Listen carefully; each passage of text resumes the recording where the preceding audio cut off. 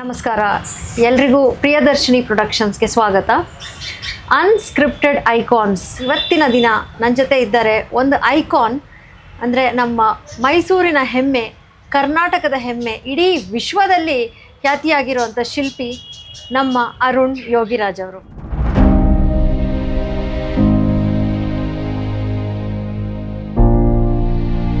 ನಮಸ್ಕಾರ ಸರ್. ನಮಸ್ತೆ. ನಮಸ್ತೆ ಮೇಡಮ್. ತುಂಬಾ ಸಂತೋಷ ಆಗ್ತಾ ಇದೆ ನನಗೆ. ಅಯೋಧ್ಯೆಗೆ ಹೋಗುವಂತ ಅಪರ್ಚುನಿಟಿ ಸಿಕ್ಕಿಲ್ಲ, ಆದ್ರೆ ಅಲ್ಲಿ ಹೋದಷ್ಟೇ ನನಗೆ ಸಂತೋಷ ಆಗ್ತದೆ ಇಲ್ಲಿ ಬಂದು ನಿಮ್ಮನ್ನ ಭೇಟಿಯಾಗಿದ್ದು. Thank you madam. ಸರ್, ಮೊದಲನೇ ಪ್ರಶ್ನೆ, ಹೇಗೆ ನಿಮ್ಮ ಜೀವನ ಚೇಂಜ್ ಆಯ್ತು? ಯಾವ ರೀತಿ ಬದಲಾವಣೆ ಆಯ್ತು? ಫೇಮ್, ಮನಿ ಅಂತ ಹೇಳ್ತಾರಲ್ಲ, ಆದ್ರೆ ನಿಮ್ ನೋಡಿದ್ರೆ ಹಾಗೆ ಇದ್ದೀರಾ. ಆ ಹಂಬಲ್ನೆಸ್, ಡೌನ್ ಟು ಅರ್ತ್, ಏನೋ ಅಂತಲ್ಲ, ಹುಟ್ಟುಗುಣ ಸುಟ್ಟರು ಹೋಗಲ್ಲ ಅಂತ. ಸೊ ನಾವು ಇದ್ದಿದ್ದೆ ಹಾಗೆ, ನಮಗೆ ಅದರಲ್ಲೇ ಖುಷಿಯಾಗಿದ್ದೇವೆ. ಯಾಕೆ ಬದಲಾಗಬೇಕು ಅಂತ ಪ್ರಶ್ನೆ ಕೇಳಿದಾಗ ಯಾವುದು ಬೇಡಪ್ಪ, ಇರೋದಲ್ಲೇ ಖುಷಿಯಾಗಿದ್ದಾಗ ಅದೇ ಇರೋಣ, ನಂಗೆ ಅದರಲ್ಲೇ ನೆಮ್ಮದಿ. ಯಾಕಂದರೆ ಈ ಒಂದು ಜೀವನ ಶೈಲಿಲಿ ನಾವು ಚೆನ್ನಾಗಿ ಕನೆಕ್ಟ್ ಆಗ್ಬೋದು. ಯಾವ ಕನೆಕ್ಟ್ ಆಗ್ತೀವಿ, ನಾವು ಸೂಕ್ಷ್ಮ ಜೀವಿಗಳಾಗ್ತೀವಿ. ಸೂಕ್ಷ್ಮ ಜೀವಿಗಳಾದಾಗ ಎಲ್ಲ ವಿಷಯಗಳು ನಮಗೆ ಪರಿಚಯ ಆಗ್ತಾ ಹೋಗುತ್ತೆ, ಹೊಸ ಪ್ರಪಂಚ ಒಂದು ತೆರೆದಿಡುತ್ತೆ. ನನಗೆ ಅದು ತುಂಬ ಇಷ್ಟ. ಅದರಿಂದ ನನಗೆ ಈ ಜೀವನ ಶೈಲಿ ಇಷ್ಟೊಂದು ತಂದ್ಕೊಟ್ಟಿದೆ.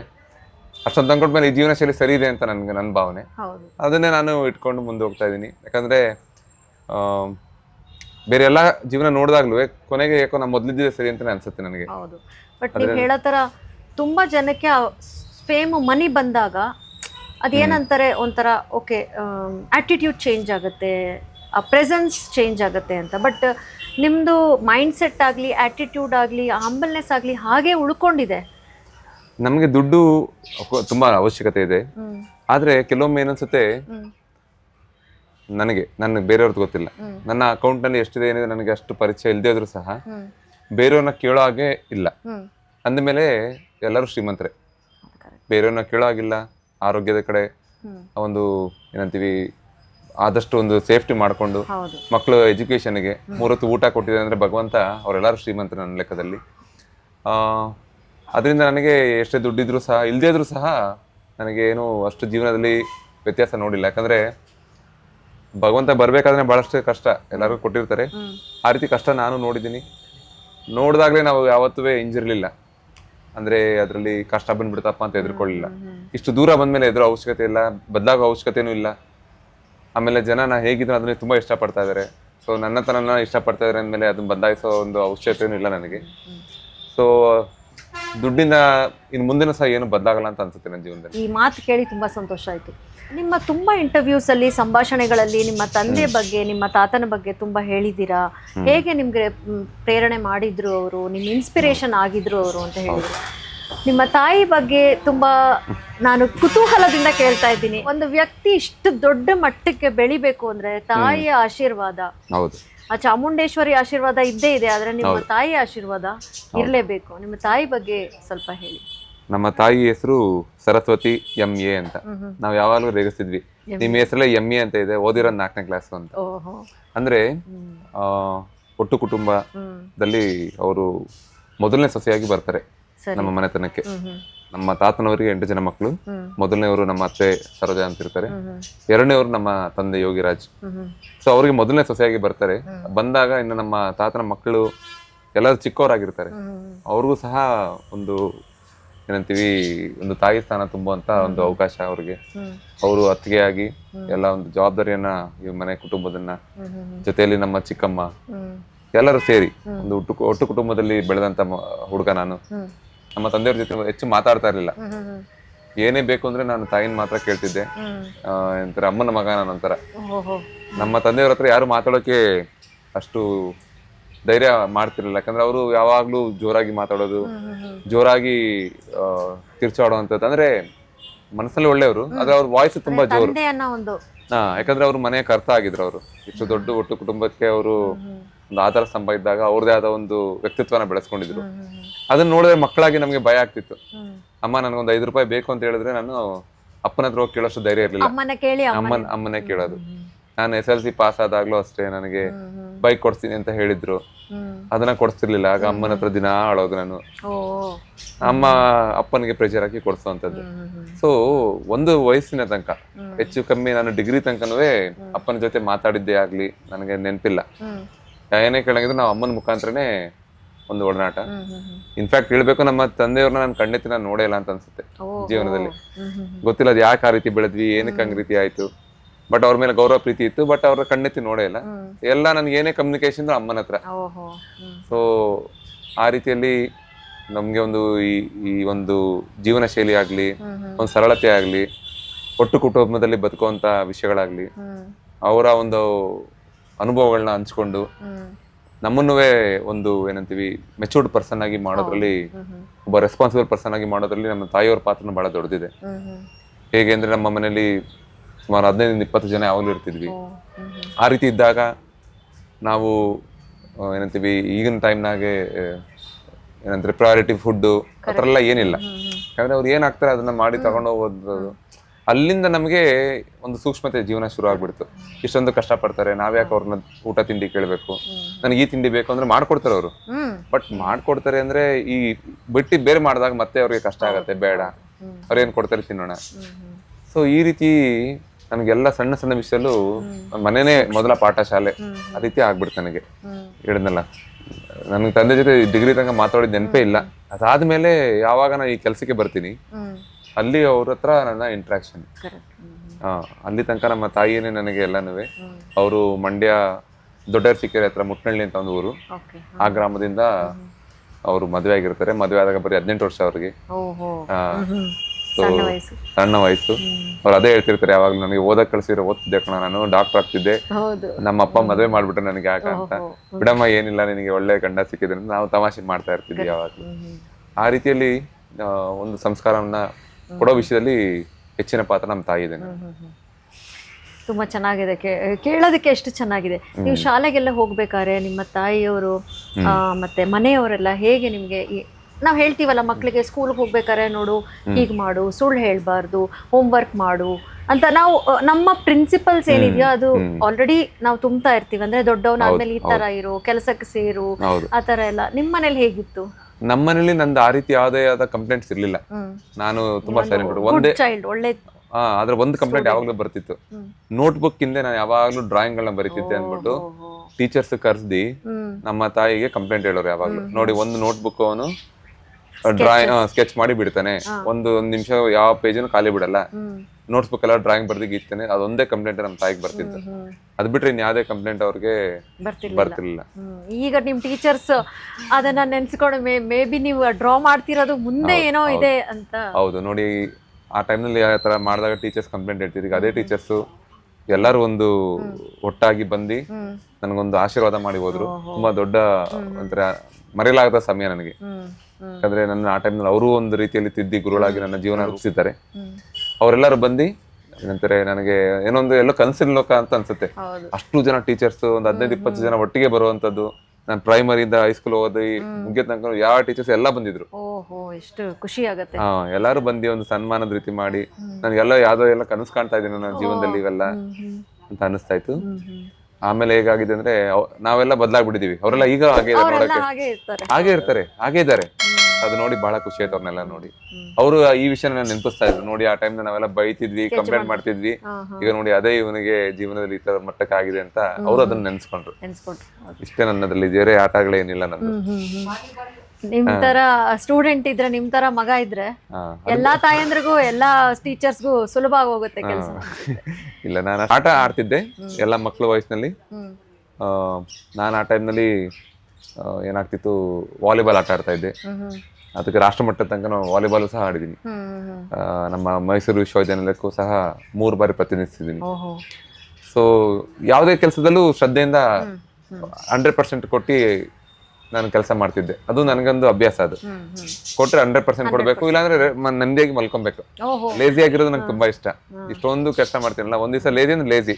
ಎಷ್ಟು ಲೇಜಿ ಅಂದ್ರೆ ಒಂದು ಸಣ್ಣದು ಪೆನ್ ಎತ್ತಿಡೋಕೆ ಯಾರನ್ನ ಕರೆದು ಬಿಡ್ತೀನಿ. ಅರುಣ್ ಯೋಗಿರಾಜ್ ಅವ್ರು ಲೇಜಿ ಅಂದ್ರೆ ನಂಬಲಿಕ್ಕೆ ಸಾಧ್ಯನೇ ಇಲ್ಲ. ಒಂದು ದಿವಸ ಮಾತ್ರ ಅದು ನಂದು ನೀಟಿಗೆ ಮೈಂಡಿಗೆ ಒಂಥರ ಟ್ರೈನ್ ಮಾಡ್ಬಿಟ್ಟಿದ್ದೀನಿ.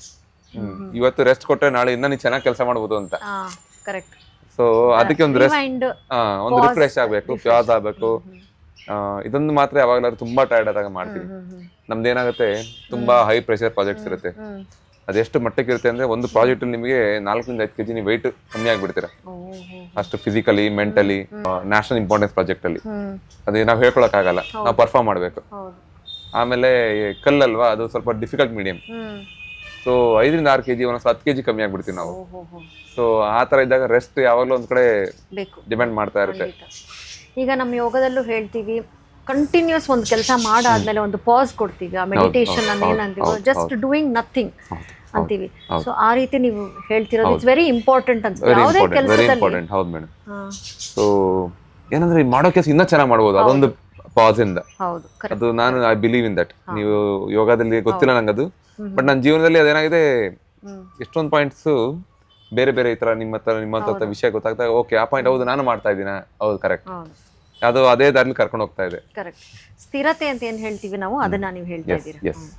ಈಗ ಪ್ರೆಷರ್ ಅಂದ್ರಿ, ಒಂದು ಸತಿ 21 ಗಂಟೆ ನೀವು ಕೆಲಸ ಮಾಡಿದೀರಾ ಒಂದು ಸ್ಟ್ಯಾಚ್ಯೂ. ನಮ್ಮ ಇಂಡಿಯಾ ಗೇಟ್ ಅಲ್ಲಿ Netaji project, Subhash Chandra Bose project.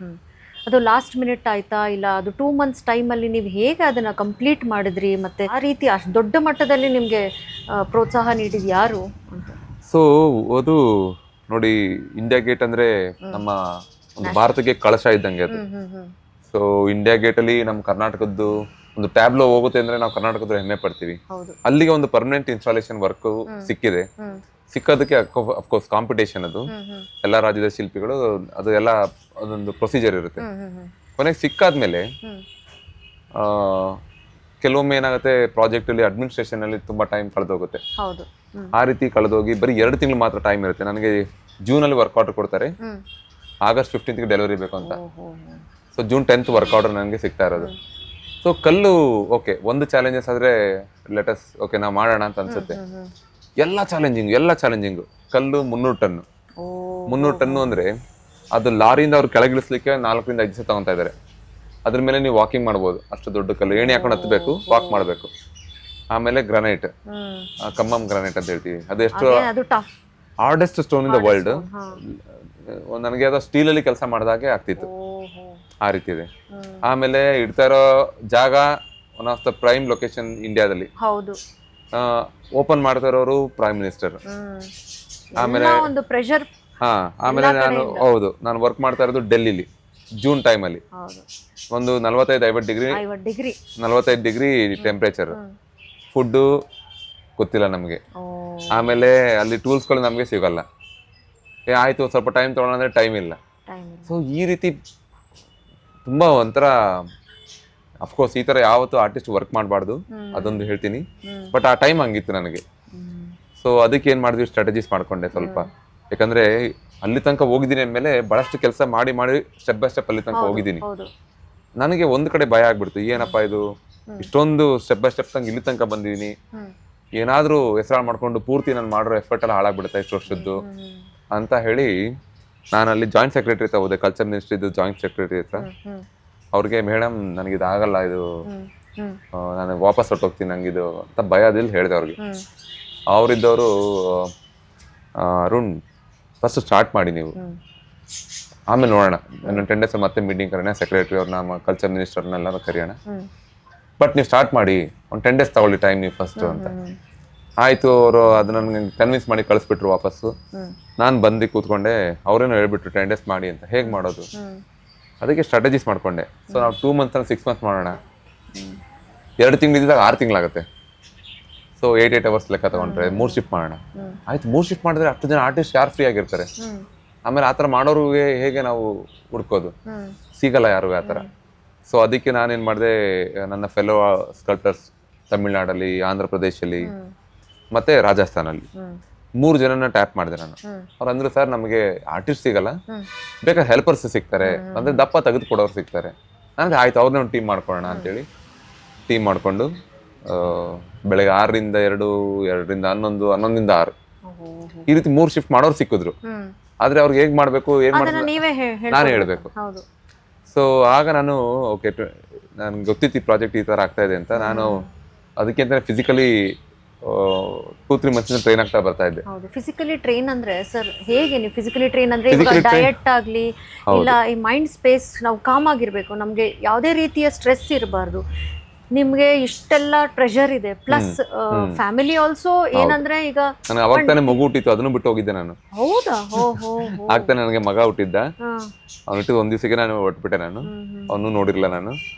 So ನೀವು ಅಂದಂಗೆ ಫಿಸಿಕಲ್ ಟ್ರೈನಿಂಗ್ ನಾನೇನ್ ಮಾಡ್ತೀನಿ ಎವ್ರಿ ಡೇ, ನಾನು 1 hour to 1.5 hour ನಾನು ಕಂಪಲ್ಸರಿ ಎಕ್ಸರ್ಸೈಸ್ ಮಾಡೇ ಮಾಡ್ತೀನಿ. ಒಂದು ರನ್ನಿಂಗ್ ಇರ್ಬೋದು, ಸೈಕ್ಲಿಂಗ್ ಇರ್ಬೋದು, ಸ್ವಿಮ್ಮಿಂಗ್ ಇರ್ಬೋದು, ವೆಯ್ಟ್ ಟ್ರೈನಿಂಗ್ ಇರ್ಬೋದು, ಮೆಡಿಟೇಷನ್, ಯೋಗ, ಸ್ಟ್ರೆಚಿಂಗ್ ಇರ್ಬೋದು. ಸೊ ಕಂಪಲ್ಸರಿ ನಾನು ಏನಾದ್ರು ಮಾಡೇ ಮಾಡ್ತೀನಿ. ಸೊ ಇದನ್ನ ಈಗಂದೆಲ್ಲ ಒಂದು 25 years ಇಂದ ಡೈಲಿ ಮಾಡ್ಕೊಂಡ್ ಬರ್ತಾ ಇದ್ದೀನಿ. ಸೊ ದಟ್ ನಾನು ಏನೇ ಡಿಫಿಕಲ್ಟ್ ಟೈಮ್ಸ್ ನಾನು ಕೋಪ್ ಅಪ್ ಮಾಡ್ಬೋದು, ಬೋತ್ ಫಿಸಿಕಲಿ ಮೆಂಟಲಿ. ಸೊ ನನಗೆ ಈ ಪ್ರಾಜೆಕ್ಟ್ ಅಲ್ಲಿ ತುಂಬಾ ಹೆಲ್ಪ್ ಆಗಿದ್ದು ನನ್ನ ಈ ಡಿಸಿಪ್ಲಿನ್ ಪ್ರಾಕ್ಟೀಸ್ ಸೆಷನ್ ಇಷ್ಟು ವರ್ಷ ಮಾಡ್ಕೊಂಡ್ ಬಂದಿರೋದು. ನನ್ನ ಬಾಡಿನೂ ರೆಸ್ಪಾಂಡ್ ಮಾಡ್ತು, ಅಷ್ಟು ಟೈರ್ಡ್ ಆಗ್ಲಿಲ್ಲ. ಮೆಂಟಲ್ ಸ್ಟ್ರೆಸ್ ಅಷ್ಟು ಇಂಪಾಸಿಬಲ್ ಹ್ಯೂಮನ್ ಬೀಯಿಂಗ್ 21 ಗಂಟೆ ಅಂದ್ರೆ ಅದು 60 days ಕಂಟಿನ್ಯೂಸ್ ಆಗಿ. 60 days? ಹೌದು ಹೌದು, ಕಂಟಿನ್ಯೂಸ್ 60 days. ನಾನು ಏನಂತೀವಿ 3.5 ಗಂಟೆ ರಾತ್ರಿ ಮಲ್ಕೊಂಡ್ರೆ ಮತ್ತೆ 6:30 ಎದ್ದು ಬಿಡ್ತಿದ್ದೆ. ಸೊ ಇದು ನಾನು ಶೆಡ್ಯೂಲ್ ಮಾಡ್ಕೊಂಡಿದ್ದೆ. ಸೊ ಈ ರೀತಿ ಒಂದು ತಪಸ್ ತರ. ಹೌದು ತಪಸ್ಸು. ಬಟ್ ಹೇಳಿದ್ನಲ್ಲ, ಈಗ ನೇತಾಜಿ ಅವ್ರು ಮಾಡ್ಬೇಕು ಅಂದ್ರೆ ಫಸ್ಟ್ ಆಫ್ ಆಲ್ ಅವ್ರ ಸ್ಯಾಕ್ರಿಫೈಸಸ್, ಅವ್ರ ಅಚೀವ್ಮೆಂಟ್ಸ್ ಅವೆಲ್ಲ ನಿಮ್ಗೆ ಮೋಟಿವೇಟ್ ಮಾಡ್ತಾ ಇರುತ್ತೆ. ಇನ್ಯಾರೋ ಬರ್ತಾರೆ ಅವ್ರ ಫ್ಯಾಮಿಲಿ ಮೆಂಬರ್ಸ್, ಅವ್ರ ಜೊತೆ ಇಂಟ್ರಾಕ್ಟ್ ಮಾಡ್ತೀವಿ, ಅಲ್ಲಿ ಮೋಟಿವೇಶನ್ ಸಿಗುತ್ತೆ. ಇನ್ನೊಂದು ಪ್ರೈಮ್ ಮಿನಿಸ್ಟರ್ ಇಷ್ಟು ಅವರ್ಸ್ ಕೆಲಸ ಮಾಡ್ತಾರೆ ಅಂತ ಇನ್ನೊಂದು ಸ್ಟೋರಿ ಬರುತ್ತೆ. ಸೊ ಎವ್ರಿ ಡೇ ಒಂದು ಮೋಟಿವೇಶನ್ಗೆ ಒಂದು ಪಾಯಿಂಟ್ ಹುಡುಕ್ತೀನಿ ನಾನು. ಆಗ ಏನನ್ಸುತ್ತೆ ನೋಡಿ, ಈಗ ನಮ್ಮ ಏನೋ ನೀವು ಕಷ್ಟಪಟ್ಬಿಡ್ತಾ ಇದೀವಿ ಅಂತ ಅನ್ಕೊಂಡ್ರೆ, ರೋಡಲ್ಲಿ ಇನ್ಯಾರೋ ಒಬ್ರು ವಯಸ್ಸಾದವರು ಕಷ್ಟಪಟ್ಟು ಗಾಡಿ ತೊಳ್ಕೊಂಡು ತರಕಾರಿ ಮಾಡ್ತೀವಿ, ಅದಕ್ಕಿಂತ ಕಷ್ಟ ಏನ್ ಪಡ್ತಾ ಇಲ್ಲ ನಾವು. ಅದೊಂದು ಮೋಟಿವೇಶನ್ ಸಾಕು ನಮ್ಗೆ ಇವತ್ತಿನ ದಿವಸ ನಾವು ಕೆಲಸ ನೀಟಾಗಿ ಮಾಡೋದಕ್ಕೆ. ಎಲ್ಲಿ ಸಿಗುತ್ತೋ ಮೋಟಿವೇಶನ್ ತಗೊಂಡ್ಬಿಡ್ತೀನಿ ನಾನು, ಅದಕ್ಕೆ ಇದಕ್ಕೆ ಅಂತ ಏನ್ ಕಾಯಲ್ಲ.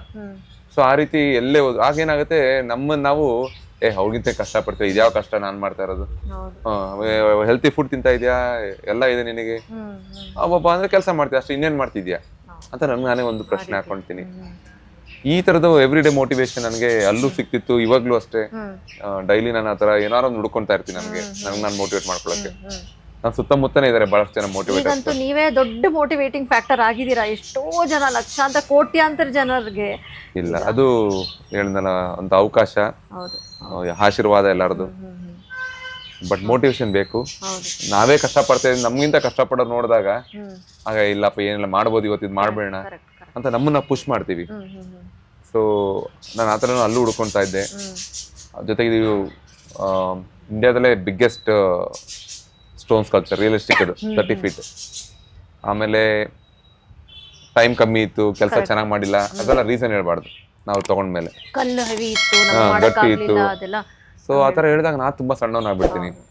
ಅದಕ್ಕಿಂತ ಏನೋ 2 month ಕಷ್ಟಪಟ್ಟೆ, ಬಂದ್ಮೇಲೆ ಒಂದು 15 ದಿವಸ ರೆಸ್ಟ್ ತಗೊಂಡು ರಿಕವರಿ ಅದೇ ಏಜು ಇತ್ತು ಆ ಟೈಮಲ್ಲಿ ನನಗೆ. ಸೊ ಅದೊಂದು ಏನಂತೀವಿ, ಇಂಡಿಯಾ ಗೇಟಲ್ಲಿ ಇದೊಂದು ದೊಡ್ಡ ಕೆಲಸ ಭಗವಂತನ ಆಶೀರ್ವಾದದಿಂದ ಆಯ್ತು. 100%. ರಾಮಲಲ್ಲ ಅದು ಎಲ್ಲರಿಗೂ ಗೊತ್ತಿದೆ, ಅಯೋಧ್ಯ ಕೆಲಸ ಎಲ್ಲರಿಗೂ ಗೊತ್ತಿದೆ. ಆದ್ರೆ ನೀವು ಮೈಸೂರಲ್ಲಿ ಎಷ್ಟೆಲ್ಲ ಕೆಲಸ ಮಾಡಿದ್ದೀರಾ, ತುಂಬಾ ಎಲ್ಲ ಕೆಲಸ ಮಾಡಿದ್ದೀರಾ. ಬಿಗಿನಿಂಗ್ ಆಫ್ ಯೋರ್ ಕೆರಿಯರ್ ಇಲ್ಲೇ ಶುರು ಮಾಡಿದ್ದು ನೀವು. ಹೌದು. ನನಗೆ ಹೇಗಂತ ಒಬ್ಬೊಬ್ರು ಹೇಳ್ತಾರೆ, ದೇಶನ ಚೆನ್ನಾಗಿ ಮಾಡ್ತೀವಿ ಬಂದು ಮನೇನ ಚೆನ್ನಾಗಿಡು, ಗ್ರಾಮ ನಿಮ್ಮ ಊರನ್ನ ಚೆನ್ನಾಗಿ ಮಾಡು, ಆಮೇಲೆ ದೇಶ ಅಂತ. ಸೊ ನಂದ್ರಲ್ಲೂ ಅದು ನಿಜಾನೇ. ಯಾಕಂದ್ರೆ ನನಗೆ ಮೊದಲು ಅವಕಾಶ ಸಿಗ್ತಿದ್ದೆಲ್ಲ ಗ್ರಾಮಗಳದ್ದು. ಪ್ರತಿಯೊಂದು ಬಹಳಷ್ಟು ಗ್ರಾಮಗಳಿಗೆ ಕೆಲಸ ಮಾಡಿದ್ದೀನಿ. ಗ್ರಾಮ ದೇವತೆಯರು ಇರ್ಬೋದು, ಚಿಕ್ಕ ವಿಗ್ರಹಗಳಿರ್ಬೋದು, ಈ ರೀತಿ ಬಹಳಷ್ಟು ಕೆಲಸ ಮಾಡ್ತಾ ಇದೀನಿ. ಅದು ಕೆಲವೊಮ್ಮೆ ಏನಾಗುತ್ತೆ, ನನ್ನ ಶುರುವಿನ ಸಮಯದಲ್ಲಿ ಕೆಲವೊಂದು ಏನಂತೀವಿ ಫೈನಾನ್ಷಿಯಲ್ ಪ್ರಾಬ್ಲಮ್ಸ್ ಇರುತ್ತೆ ಎಲ್ಲರ ಲೈಫಲ್ಲಿ. ಅದು ಇರುತ್ತೆ, ನಮಗೂ ಇತ್ತು. ಅದು ಯಾವುದೋ ಒಂದು ಬಿಸ್ನೆಸ್ ಅಲ್ಲಿ ಅಪ್ಪನಿಗೆ ತೊಂದರೆ ಆಗಿರುತ್ತೆ. ಕೆಲವೊಮ್ಮೆ ಮನೇಲಿ ಹಾಲಿನ ಬಿಲ್ಲಿಗೂ ಸಹ ಕಷ್ಟ, ಈ ಸಮಯ ಎಲ್ಲ ನೋಡಿದೀವಿ. ಸೊ ಆ ಟೈಮ್ನಲ್ಲಿ ಅಪ್ಪ ಹೇಳ್ಕೊಟ್ಟಿದ್ದ ಕೆಲಸ ವಿಗ್ರಹಗಳನ್ನ ಮಾಡ್ತಾ ಬರ್ತಿದ್ದೆ. ಅದಾದ ನಂತರ ನಾನು ಸ್ವಲ್ಪ ಈ ರಿಯಲಿಸ್ಟಿಕ್ ಅಂದ್ರೆ ನೈಜ ಕಲೆ ಬಗ್ಗೆನೂ ಸ್ವಲ್ಪ ಆಸಕ್ತಿ ಬೆಳೆಸ್ಕೊಂಡು ಬುಕ್ಸ್ಗಳನ್ನ ತರಿಸಿ ಬೇರೆ ದೇಶದ ಆರ್ಟಿಸ್ಟ್ಗಳ ಜೊತೆ ಎಲ್ಲ ಒಂದು ಒಡನಾಟ ಮಾಡಿ ಅದ್ರ ಬಗ್ಗೆ ನಾನು ಡೆವಲಪ್ ಆಗ್ತಾ ಬರ್ತೀನಿ. ಆ ರೀತಿ ಮಾಡಬೇಕಾದ್ರೆ ನನಗೆ ಮೊದಲನೇ ಅವಕಾಶ ಮೈಸೂರಲ್ಲಿ 2014-15 ಹಾರ್ಡಿಂಗ್ ಸರ್ಕಲ್ದು ಜಯಚಾಮರಾಜ ಒಡೆಯರ್ದು ಸಿಗುತ್ತೆ, ಮಾರ್ಬಲ್ದು. ಈಗ ಅದಕ್ಕೂ ಮುಂಚೆ 2 ದೊಡ್ಡ ಸರ್ಕಲ್ ಇದೆ, ಚಾಮರಾಜ ಒಡೆಯರು, ಕೃಷ್ಣರಾಜ ಒಡೆಯರು. ಚಾಮರಾಜ ಒಡೆಯರ್ನ ಸ್ಟ್ಯಾಚ್ಯೂನ ಬಂದು ಲಂಡನ್ ಅಲ್ಲಿ ಒಬ್ರು ಬೆಸ್ಟ್ ಆರ್ಟಿಸ್ಟ್ ಅವ್ರು ಮಾಡಿದ್ದಾರೆ. ಮತ್ತೆ KR ಸರ್ಕಲ್ದನ್ನ ಮಾತ್ರೆ BK ಮಾತ್ರೆ ಅಂತ ಒಬ್ರು ಇದ್ದಾರೆ, ಅವ್ರು ಅದನ್ನ ಮಾಡಿದ್ದಾರೆ. ಅವರೆಲ್ಲ ದೊಡ್ಡ ದೊಡ್ಡ ಆರ್ಟಿಸ್ಟ್. ನನಗೆ ಆಗ 31 ವರ್ಷ, ಹ್ಮ್ ಈಗ ಅಪ್ರಾಕ್ಸಿಮೇಟ್ಲಿ 11 ವರ್ಷದಿಂದ. 11 ವರ್ಷ. ಓಕೆ. ಸೊ 31 ವರ್ಷ ಕಮಿಷನರ್ ಹೇಳ್ತಾರೆ, ಇಷ್ಟು ಹೆಂಗಿದ್ಯಪ್ಪ ನೀನು, ಹೆಂಗೆ ಕೊಡೋದು ಕೆಲಸ ನಿನಗೆ, ಹ್ಮ್ ಇದು ದೊಡ್ಡ ಸರ್ಕಲ್ ಇದೆ, ಮೈಸೂರಲ್ಲಿ ಒಂದು ಹೃದಯ ಭಾಗ ಅದು ಹಾ ಹೌದು. Adding circle. ಹ್ಮ್ ಸೊ ಅವರು ತುಂಬಾ ಅನುಮಾನ ಪಡ್ತಾರೆ, ಹ್ಮ್ ಅವರು ಬೆಟ್ಸರ್ ಮಠ ಅಂತ. ಬಟ್ ಒಂದ್ಸಲ ಹೀಗೆ ಹೋಗ್ತಿರ್ತಾರೆ ಅವರು, ನಮ್ಮ ಕಾರ್ಪೊರೇಷನ್ ನಮ್ಮನೆ ಹತ್ರ ಇದೆ, ನೀವು ಈಗ ಬಂದ್ರಲ್ಲ ಈಗ ಇದು ಇರೋ ಮನೆ, ಹಾ ಅವ್ರು ಒಂದ್ಸಲ ರಾತ್ರಿ ಟ್ರಾವೆಲ್ ಮಾಡ್ಬೇಕಾದ್ರೆ ಇಲ್ಲಿ ಕುಟ್ಟೋ ಶಬ್ದ ಬರ್ತಾ ಇತ್ತು. ರಾತ್ರಿ 10:00ವರೆಗೆ ಬಂದ್ರು. ಹಾ ಏನಪ್ಪ ಇಷ್ಟೊತ್ತಾರು ಕೆಲಸ ಮಾಡ್ತಿದ್ಯಾ? ನಾನು ಕೆಲಸ ಮಾಡ್ತಿದ್ದೆ ರಾತ್ರಿ, ಹ್ಮ್ ಅವ್ರ ಮನೆಗೆ ಏನೋ ಹೋಗ್ತಿದ್ರು. ಹ್ಮ್ ರಾತ್ರಿ 10:00ವರೆಗೆ ಬಂದಾಗ ಕೆಲಸ ಮಾಡ್ತಿದ್ದೆ ನಾನು ಪಾಡಿ ನಾನು. ಅವರು ಅದೇ ಆಯ್ತಪ್ಪ ಮಹಾರಾಜ್ರದು ಮಾಡುವಂತೆ, ಏನು ವಿಷಯ ನಿಂದು, ಎಲ್ಲ ಕೊಡು, ನೀನೇನ್ ಮಾಡಿದ್ಯಾ ಅಂತ. ಹಾ ನಾನು ಇಮಿಡಿಯೇಟ್ ಆಗಿ ಮಹಾರಾಜ್ರದು, ಹ್ಮ್ ನಾವು ನಮ್ಮ ಶೆಡ್ ಅಲ್ಲಿ ಅವ್ರದ್ದು ಪೂಜೆ ಮಾಡ್ತೀವಿ, ಅವ್ರದನ್ನ ಫೋಟೋ. ಓಕೆ. ಹಾ ಹಾ ಆ ಫೋಟೋನ ನಾನು ಆ ಟೈಮಲ್ಲಿ ನಮ್ಮ ತಾತನವರು ಅರಮನೆಯಲ್ಲಿ ಗಾಯತ್ರಿ ದೇವಸ್ಥಾನ ಹಾ ಕೆಲಸ ಮಾಡಿರ್ತಾರೆ, ಅದಕ್ಕೆ ಅವರು ಹುಟ್ಟಹಬ್ಬಕ್ಕೆ ಸೈನ್ ಹಾಕಿ ಮಹಾರಾಜ ಒಂದು ಫೋಟೋ ಕೊಟ್ಟಿರ್ತಾರೆ, ಓಹೋ. ಅದನ್ನ ನಾವು ಪೂಜೆ ಮಾಡ್ತಿರ್ತೀವಿ. ಹ್ಮ್ ಆ ಫೋಟೋನ ಕಟ್ ಮಾಡ್ಕೊಂಡ್ ಬಂದು 10:30 ರಾತ್ರಿ ತೋರಿಸ್ತೀವಿ, ಸರ್ ನೋಡಿ ಈ ಫೋಟೋ ಮಾಡೋದು ಚೆನ್ನಾಗಿರುತ್ತೆ ಅಲ್ಲಿಗೆ ಅಂತ. ಸರ್ ಇಮಿಡಿಯೇಟ್ ಆಗಿ ಇಂಜಿನಿಯರ್ಗಳಿಗೆ ಫೋನ್ ಮಾಡಿ, ಈಗ ಒಂದು ನಾ ಫೋಟೋ ಕಳಿಸ್ತೀನಿ, ಇದನ್ನೇ ಫೈನಲ್ ಮಾಡ್ಬಿಡಿ ಫೋಟೋ ಅಂತ. ಓಹೋ ನಾವು ಗೊತ್ತಿರುತ್ತೆ ನೋಡಿ ಎಲ್ಲಿಂದ ಎಲ್ಲಿ 60ನೇ ಇಸ್ವಿಯಿಂದ 59ರಿಂದನೂ ಆ ಫೋಟೋಗೆ ಪೂಜೆ ಮಾಡ್ತಾ ಬರ್ತಾ ಇದ್ವಿ. ಆ ಫೋಟೋನ ಅವ್ರಿಗೆ ತೋರಿಸ್ದೆ, ನಂತರ ಅದು ಫೈನಲೈಸ್ ಆಗಿ ಆಮೇಲೆ ವರ್ಕ್ ಆರ್ಡರ್ಗಳಿಗೆ ನಾನು ಮತ್ತೆ ಅನುಮಾನ ಅವ್ರಿಗಿನ್ನ. ಆಗ ಸರ್ ನಾನು ವಿಗ್ರಹ ರೆಡಿ ಮಾಡ್ತೀನಿ, ನಿಮ್ಗೆ ಇಷ್ಟ ಇದ್ರೆ ತಗೊಳ್ಳಿ, ಇಲ್ಲಾಂದ್ರೆ ಬೇಡ ಬಿಟ್ಬಿಡಿ, ನಂಗೆ ಅಡ್ವಾನ್ಸೇ ಬೇಡ. ಈ ರೀತಿ ನಾನೊಂದು ಅವ್ರಿಗೆ ಒಂದು ಕಾನ್ಫಿಡೆನ್ಸ್ ಕೊಡ್ತೀನಿ, ಯಾಕಂದ್ರೆ ಅವ್ರಿಗೂ ಒಂದು ರಿಸ್ಕ್ ಆಗ್ಬಾರ್ದು. ಸರ್ ನಾನೇ ಕಲ್ತಂದ್ ಮಾಡ್ತೀನಿ, ನೀವು ಅಡ್ವಾನ್ಸ್ ಕೊಡೋದು ಬೇಡ. ಯಾವ ಕಲ್ಲು ಏನು ಮಾರ್ಬಲ್ ಅಂತ, ಇದೆಲ್ಲ ಮಾರ್ಬಲ್ ಅಂತ ಡೈಮೆನ್ಷನ್ಸ್ ಅವೆಲ್ಲ ಟೆಕ್ನಿಕಲ್ ಸ್ಪೆಸಿಫಿಕೇಶನ್ಸ್ ಇರುತ್ತೆ ನಮಗೆ. ಅದ್ರ ಪ್ರಕಾರ ನಾವು ಹೋಗಿ ಕಲ್ತಂದು ಮಾಡಿ ತುಂಬಾ ಖುಷಿ ಪಟ್ರು. ಆ ಟೈಮ್ನಲ್ಲಿ 2015ರಲ್ಲಿ ಸಿದ್ದರಾಮಯ್ಯ ಅವರು ಮುಖ್ಯಮಂತ್ರಿಗಳಾಗಿದ್ರು. ಅವರು ಒಂದು ಸ್ಪೀಚಲ್ಲಿ ಹೇಳ್ತಾರೆ, ನಾನು ಮೈಸೂರಿನಲ್ಲೇ ಹುಟ್ಟಿ ಬೆಳೆದಿದ್ದು, ನನಗೆ ಮೈಸೂರು ಪರಿಚಯ ಇದೆ. ನಮ್ಮ ಕೋಟೆ ಆಂಜನೇಯ ಸ್ವಾಮಿ ಮುಂದೆ ಚಾಮರಾಜ ಒಡೆಯರು ಮತ್ತೆ ಕೃಷ್ಣ ಒಡೆಯರು ಅವೆರಡಕ್ಕಿಂತನೂ ಜೀವಂತವಾಗಿ ಎದ್ ಬಂದಂಗೆ ಮಾಡಿದ್ದಾನೆ ಈ ಹುಡುಗ, ಇವನಿಗೆ ನಾನು ಸರ್ಕಾರ ಪರವಾಗಿ ಅಭಿನಂದನೆ ಸಲ್ಲಿಸ್ತೀನಿ ಅಂತ ಓಪನ್ ಆಗಿ ಅವರು ಸ್ಟೇಜ್ ಅಲ್ಲಿ ಅವ್ರ ಭಾಷಣದಲ್ಲಿ ನನಗೊಂದು ಅಭಿನಂದನೆ ಸಲ್ಲಿಸ್ತಾರೆ. ಅದನ್ನ ನಮ್ಗೆ ಕಾನ್ಫಿಡೆನ್ಸ್ ಜಾಸ್ತಿ ಮಾಡುತ್ತಾಗ. ಸೊ ಅದ ವಿಷಯನ ಕೇಳಿ ಅಂದಿನ DC ಒಬ್ರು ಶಿಖಾ ಮೇಡಮ್ ಅಂತ ಇದಾರೆ, ಆರ್ಡಿಂಗ್ ಸರ್ಕಲ್ ಕೆಲಸ ಮುಗೀತು, ತುಂಬಾ ಚೆನ್ನಾಗಾಯ್ತು, ಜನ ಇಷ್ಟಪಟ್ಟು ಮೀಟ್ ಮಾಡಿದ್ದೀನಿ, ತುಂಬಾ ವೆರಿ ಇನ್ಸ್ಪಿರೇಷನಲ್ ಲೇಡಿ. ಶಿಖಾ ಮೇಡಮ್ ಬಂದಿದ್ರು ಇಲ್ಲಿ ಸ್ಟುಡಿಯೋಗೆ, ನೋಡಿದ್ರು. ನಾನು ಎಲ್ಲಾ ಸ್ಟುಡಿಯೋಸ್ ನೋಡಿದೀನಿ, ನಿಮ್ಮಲ್ಲಿ ಏನೋ ವಿಶೇಷತೆ ಇದೆ ಅಂತ ಒಂದ್ ಮಾತು ಹೇಳಿದ್ರು ನಂಗೆ ಅವ್ರು. ಹೌದು 2015 ಹೇಳಿದ್ರು ಲೆಕ್ಕ ಹಾಕೊಳ್ಳಿ. ಸೊ ಅವರು ಏನ್ ಮಾಡಿದ್ರು, ಎಷ್ಟು ಸೆನ್ಸಿಟಿವ್ ಇದೆ ನೋಡಿ ಅವರು. ಯಾವಾಗ CM ಹತ್ರ ಒಂದು ಅಪ್ರಿಸಿಯೇಷನ್ ಕೊಟ್ರು, ಇಮಿಡಿಯೇಟ್ ಆಗಿ ನನಗೆ ಪಕ್ಕದಲ್ಲೇ ಟೌನ್ ಹಾಲ್ ಅಲ್ಲಿ ಡಾಕ್ಟರ್ BR ಅಂಬೇಡ್ಕರ್ ಅವ್ರದ್ದು ಸ್ಟ್ಯಾಚ್ ಮಾಡ್ಲಿಕ್ಕೆ ಅವಕಾಶ ಕೊಟ್ರು. ಅದು ಬೇರೆಯವ್ರಿಗೆ ಕೊಟ್ಬಿಟ್ಟಿದ್ರು ಅಂತ ಹೇಳಿದ್ರು. ಅವ್ರಂದ್ರು ನೋ, ನಮ್ಮೂರವ್ರಿಗೆ ನಮ್ಮ ಹುಡುಗ ಇಲ್ಲಿಯವ್ರು ಮಾಡ್ಲಿ ಅಂತ ಅದೆಲ್ಲ ಕ್ಯಾನ್ಸಲ್ ಮಾಡಿಸಿ ನನಗೆ ಅದನ್ನ ಅವಕಾಶ ಕೊಟ್ರು. ನಮ್ಮ ಟೌನ್ ಅಲ್ಲಿ ಆಗ ಅಂಬೇಡ್ಕರ್ ಅವ್ರದ್ದು ಮಾಡೋದು ಅವಕಾಶ ಸಿಕ್ತು, ಅಮೃತ್ ಶಿಲೆದು, ಅದು ಒಂದು 15 ಅಡಿದು. ಇದಾದ ನಂತರ ನನಗೆ ಅದೇ ಟೈಮ್ನಲ್ಲಿ ರಾಮಕೃಷ್ಣ ನಗರ ಸರ್ಕಲ್ ಆಗ್ತಾ ಇತ್ತು, ಅದು ತುಂಬಾ ಪರಮಹಂಸರದು, ಅದು ಇಂಡಿಯಾದಲ್ಲೇ ದೊಡ್ಡದು, ಫಸ್ಟ್ ಇನ್ ಇಂಡಿಯಾ. ಅದೊಂದು ಅಮೃತ ಶಿಲೆ ಮಾಡೋ ಒಂದು ಅವಕಾಶ ಸಿಕ್ತು. ಈ ರೀತಿ 3 ಮೇಜರ್ ಸರ್ಕಲ್ಸ್ ಮೈಸೂರಿನಲ್ಲಿ ಮಾಡಿದೆ. ಮಹಾರಾಜರ ಕಾಲದಲ್ಲಿ ಆತರ ದೊಡ್ಡ ಸರ್ಕಲ್ಸ್ ಆಗಿತ್ತು. ಅದು ಬಿಟ್ರೆ ಈ ಟೈಮ್ ನಲ್ಲಿ ನಾನ್ ಮಾಡಿ ಸರ್ಕಲ್ಸ್, ಈಗ ದಸರಾ ಟೈಮಲ್ಲಿ ನಾವು ನಾರ್ಮಲಿ ಫೋಟೋಸ್ ನೋಡ್ತೀವಿ, ಎಷ್ಟೊಂದ್ ಜನ ಟೂರಿಸ್ಟ್ ಆಗ್ತಾ ಇರ್ತಾರೆ, ಯಾವಾಗ್ಲೂ ಹಳೆ ಫೋಟೋಸ್ಗಳೇ ಬರುತ್ತೆ, ಅಂದ್ರೆ ಅರಮನೆ ಮಹಾರಾಜದೆಲ್ಲ. ಈಗಿನವ್ರು ಯಾರು ಮಾಡ್ಲೇವಲ್ಲ ಅಂತ ನಂದು ಸ್ವಲ್ಪ ಒಂದೊಂದು ಮಧ್ಯದಲ್ಲಿ ಬರುತ್ತೆ, ಆಗ ಖುಷಿ ಆಗುತ್ತೆ ನನಗೆ. ಸೊ ಅಲ್ಲಿ ಮಾಡ್ಕೊಟ್ಟೆ. ಮತ್ತೆ ನಮ್ಮ ಮೈಸೂರು ರೈಲ್ವೆ ಸ್ಟೇಷನ್ ಅಲ್ಲಿ ಜೀವನ ಒಂದು ಪಯಣ ಅಂತ ಒಂದು ಕಾನ್ಸೆಪ್ಟ್ ನಲ್ಲಿ, ಲೈಫ್ ಇಸ್ ಎ ಜರ್ನಿ ಅಂತ ಒಂದು ಕಾನ್ಸೆಪ್ಟ್ ನಲ್ಲಿ ಒಂದು 6 ಕಂಚಿನ ಪ್ರತಿಮೆ ಅಲ್ಲಿ ಮಾಡ್ಕೊಟ್ಟಿದೀನಿ ರೈಲ್ವೆ ಸ್ಟೇಷನ್ ಅಲ್ಲಿ. ಮತ್ತೆ ಝೂ ಅಲ್ಲಿ 100ನೇ ವರ್ಷಕ್ಕೆ ನಮ್ಮ ತಂದೆಯವರು ಚಾಮರಾಜ ಒಡೆಯರ್ ಸ್ಟ್ಯಾಚು ಮಾಡಿರ್ತಾರೆ. 125ನೇ ವರ್ಷಕ್ಕೆ ನಾನು ಅಲ್ಲಿಗೆ ಒಂದು 20 ಫೀಟ್ ಒಂದು ಮಾನ್ಯುಮೆಂಟ್ 4 ಡೈಮೆಂಡ್ಸ್ ಅಲ್ದು 20 ಅಡಿದೊಂದು ಮಾನ್ಯುಮೆಂಟ್ ಝೂ ಅಲ್ಲಿ ಮಾಡ್ಕೊಡ್ತೀನಿ. ಅದು ಬಿಟ್ರೆ ನಮ್ಮ ಸ್ಕೂಲ್ ಆಫ್ ಪ್ಲಾನಿಂಗ್ ಅಂಡ್ ಆರ್ಕಿಟೆಕ್ಚರ್ಗೆ ಅಲ್ಲಿಗೊಂದು ಒಂದು ಕಂಟೆಂಪ್ರರಿ ಆರ್ಟ್ ವರ್ಕ್ ಮಾಡ್ಕೊಡ್ತೀನಿ. ಅದು ಬಿಟ್ರೆ ನಮ್ಮ ಮೈಸೂರು ಮೆಡಿಕಲ್ ಕಾಲೇಜಿಗೆ ಸುಶ್ರುತಾಗಿ ಮಾಡ್ಕೊಡ್ತೀನಿ, ಒಂದು ಮೆಡಿಕಲ್ ಕಾಲೇಜ್ಗೆ. ಸೊ ಈ ರೀತಿ ಮೈಸೂರಿನಲ್ಲಿ ಎಲ್ಲ ಸಾಕಷ್ಟು ತುಂಬಾ ಪ್ರೈಮ್ ಲೊಕೇಶನ್ಸ್ ಗಳಲ್ಲಿ ಮಾಡೋ ಅವಕಾಶ ಸಿಕ್ತು. ಅಲ್ಲಿಂದ ನಾನು ನನ್ನ ಸ್ಕಿಲ್ಸ್ ಆಗ್ಲಿ, ನನ್ನ ಕಾನ್ಫಿಡೆನ್ಸ್ ಆಗ್ಲಿ, ನನ್ನ ಆರ್ಟಿಸ್ಟಿಕ್ ಟೆಕ್ನಿಕ್ಸ್ ಆಗ್ಲಿ ಎಲ್ಲನೂ ಎವ್ರಿ ಡೇ ಇಂಪ್ರೂವ್ ಮಾಡ್ಕೊಂತಾ ಇದೀನಿ. ಸೊ ಅದೇ ರೀತಿ ಅವಕಾಶಗಳು ಸಿಗ್ತಾ ಬಂತು.